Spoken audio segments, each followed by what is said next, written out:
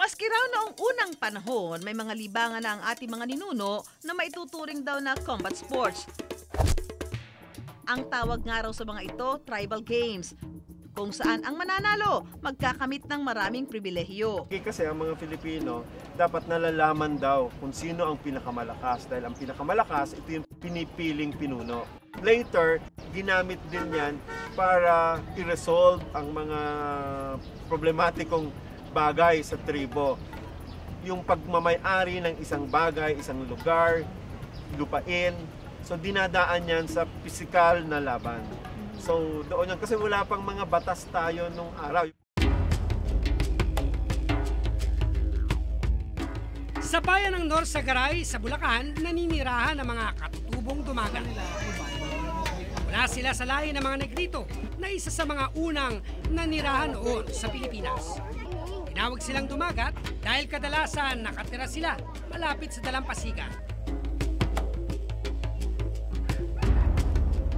Sinasabing parte ng kultura ng mga dumagat ang ilang mga katutubong laro na siyang ipakikita mismo ng pinuno nilang si Dominador. Una nilang ipinakita sa amin ang tinatawag nilang buno. Wala raw lugar sa larong ito ang mahina ang katawan dahil dito puro balyahan. Pilit kasing patutumbahin na magkatunggali ang isa't isa habang magkayakap at nakahawak sa bahag ng kalaban. Karaniwang sumasali raw dito ang mga kalalakihan para makuha ang loob ng kanilang nililigawan. Nang araw na yon ang maghaharap sa larong buno. Ang isa ay isang 60 anyos at si Reynaldo na halos kalahati lang ng kanyang edad. Aba, hindi ba ito mismatch? Tilasing higpit ng mga bahag nila ang labanan.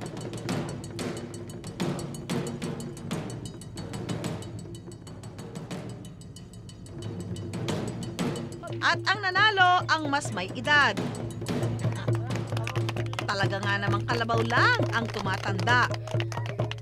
Ipinakita rin ng mga dumagat ang bersyon nila ng larong arnis. Imbis na yantok, sanga ng puno ang kanilang ginagamit.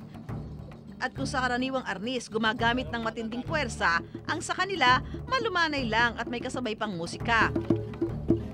Gaya ng larong buno, ginagamit din ito para mabihag ang puso ng isang babae. At dahil nga mga dumagat, karaniwang naninirahan malapit sa dagat, ang ilan sa kanilang mga laro sa tubig nila isinasagawa. At para alamin ano-ano ang mga ito, isinama namin ang mga online sensation na sina Lian at Dayan.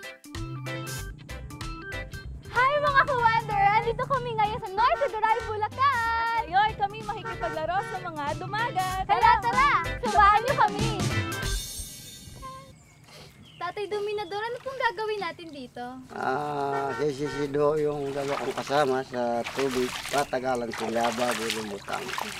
Bakit po mahalaga sa inyo ang matagal sumisid? Kasi sa amin naninisid kami ng mga isda sa tubig. Kaya kailangan nasasanay yung mga kabataan sa pagsisid ng matagal.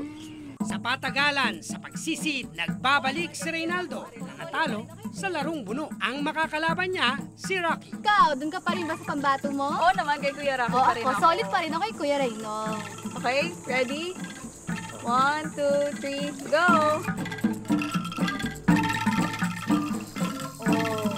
Oh, patagalan yan. 32. Oh! Yeah! Panalo yung pambato ko!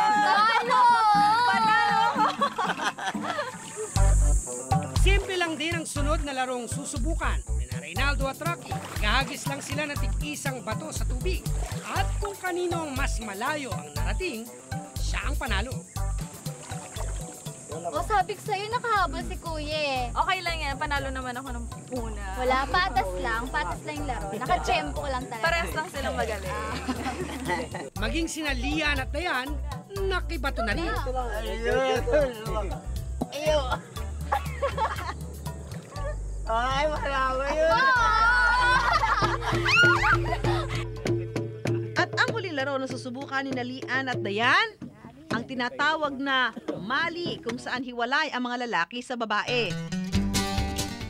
Dito, pag-aagawan nila ang isang maliit na bolang gawa sa tela. Kung alin man sa dalawang grupo ang makakuha nito, dapat silang makapasok sa base ng kalaban para manalo.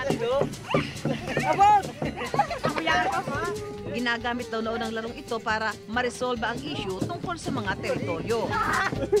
Pero ngayon, sa tuwing may kasiyahan na lang daw ginagawa ng mga dumagat ang mga larong ito. Napakadulas!